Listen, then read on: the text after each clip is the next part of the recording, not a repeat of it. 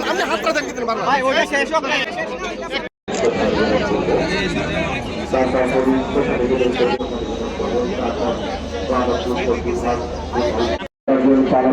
দায়িত্ব করছিল এবং যারা পদে দায়িত্ব করছিল শ্রদ্ধা নিবেদনের পর আমরা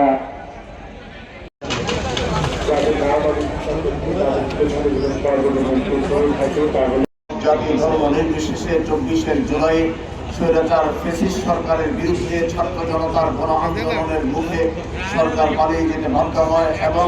গণতন্ত্রের পুনঃপ্রতিষ্ঠার